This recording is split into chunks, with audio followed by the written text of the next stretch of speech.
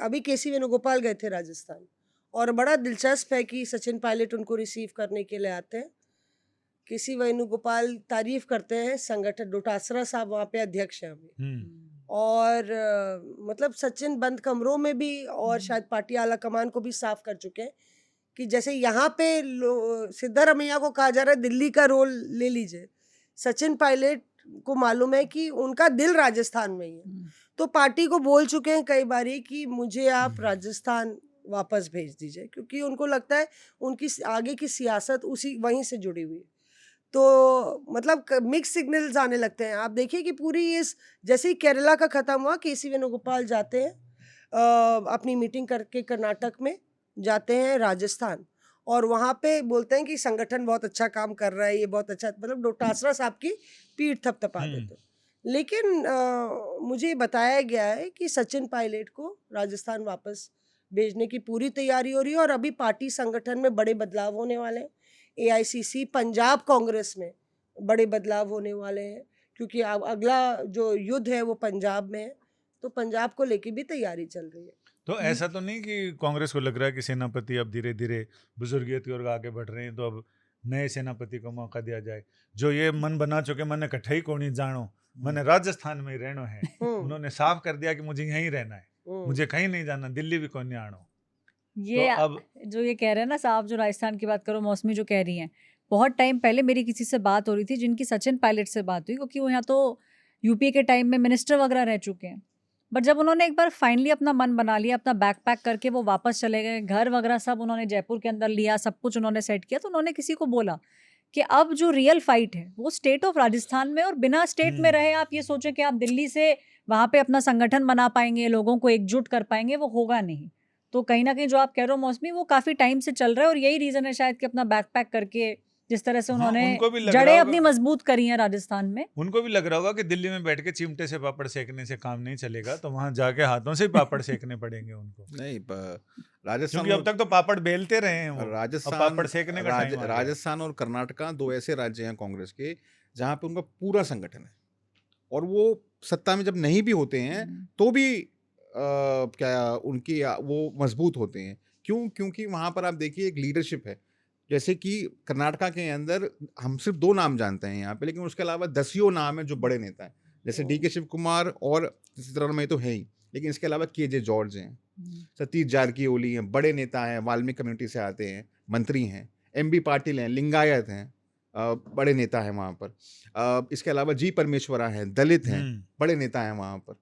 तो ऐसे तमाम जो नेता हैं वहाँ पे एक बहुत वाइड लीडरशिप है कांग्रेस के पास। तो जब 2 लोगों के अलावा भी वो अपने अपने क्षेत्रों के अंदर मजबूत है, ऐसे ही राजस्थान के अंदर है। सचिन पायलट और ये अशोक गहलोत तो हैं ही, डोटासरा का भी एक अपना प्रभाव है, जितेंद्र सिंह का भी अपना प्रभाव है, टीकाराम जूली है, दिव्या मदेरना है, ये तमाम लोग अपने अपने क्षेत्रों में मजबूत लोग हैं। तो एक लीडरशिप है। ये बात मैं मध्य प्रदेश के लिए नहीं बोल सकता, वहां पर 2-3 नाम के बाद खत्म सिंह, या कोई और राज्य के बारे में, जैसे मैं हरियाणा के बारे में नहीं बोल सकता ये बात, लेकिन इन राज्यों में, कर्नाटका में और हरियाणा, राजस्थान के अंदर ऐसी स्थिति है। और आप देखिएगा अब, क्योंकि नई कैबिनेट का गठन होगा, नई सरकार अब बनेगी, सबसे बड़ा चैलेंज राहुल गांधी, मेरे को नहीं लगता कि अब 28 की तरफ देख रहे हैं। 28 मतलब कर्नाटका का 28, उनकी नजर अब सीधी 29 पर है।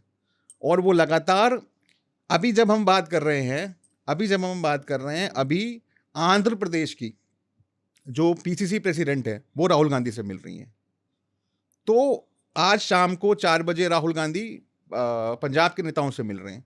तो अब लगता है कि राहुल गांधी ने ये ठान लिया है, कोई जैसे वो कोई च्यवनप्राश खा लिया है कि अब सब कुछ ठीक करना है। अपनी पार्टी के अंदर जो ये कहा जाता है कि ठंडा करके खाना है, या फैसला नहीं लेना भी एक फैसला है, अब राहुल गांधी ने वो परिपाटी को लगता है छोड़ दिया है।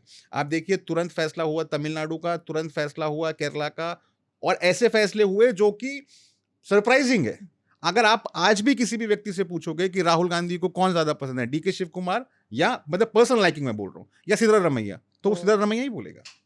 लेकिन क्योंकि पॉलिटिकल डिविडेंड ज्यादा फायदा DK शिव कुमार के साथ में, तो DK शिव कुमार। आप किसी से पूछो राहुल गांधी किसको ज्यादा लाइक करते हैं, KC वेणुगोपाल को या सतीशन को, तो व्यक्ति बोलेगा कि KC वेणुगोपाल को, लेकिन बनाया सतीशन को। क्यों? डिविडेंड है। राहुल गांधी सबसे ज़्यादा लाइक किसको करते हैं? स्टालिन को, जिनके उन्होंने कहा कि मेरा एकमात्र अगर राजनीति में कोई भाई है तो वो स्टालिन है, लेकिन गठबंधन तोड़ के गठबंधन कर लिया विजय के साथ। पॉलिटिकल डिविडेंड जहाँ है, अब राहुल गांधी उस रास्ते पे तो जा रहे ये हैं। राहुल कह रहा है कि ठंडा करके नहीं खाते हैं, ये गरम गरम ही खाते हैं। तो ये क्या केरल में जितना टाइम लगा तो क्या ठंडा करके खाना नहीं था? ये बहुत इंटरेस्टिंग पॉइंट राहुल ने बोला, मतलब कि काफ़ी इंटरेस्टिंग है कि राहुल गांधी अपनी पर्सनल लाइकिंग से विपरीत वो फैसले ले रहे हैं। इसमें केरल में मुझे लगता है कि राहुल गांधी ये भी दिखाना चाहते हैं कि ये ऐसा नहीं है कि पार्टी हाईकमांड को एक लाइन की ये इंटरेस्ट कर दिया गया कि पार्टी हाईकमांड डिसाइड करेगा, सारे विधायकों ने कह दिया और फिर ये जो है माई बाप कल्चर हो गया। तो वो एक जिंक्स और एक वो मिथ भी तोड़ना चाहते हैं कि यहाँ पे तो केरला में उन्होंने बहुत रायशुमारी की। मेरा ये पॉइंट था कहने का कि आप देखिए कि डीके शिव कुमार की किस्मत अच्छी थी, मतलब टाइमिंग, उनके लिए टाइमिंग इसलिए वर्कआउट कर गई कि अगर केरला के नतीजे वो नहीं होते जो हैं और एलडीएफ जीत जाती, ये कर्नाटक का परिवर्तन नहीं होता। अगर तमिलनाडु में, चलिए तमिलनाडु में तो छोटी हिस्सेदारी है कांग्रेस की, पर एक अच्छी खबर आई कि वो सरकार का हिस्सा है।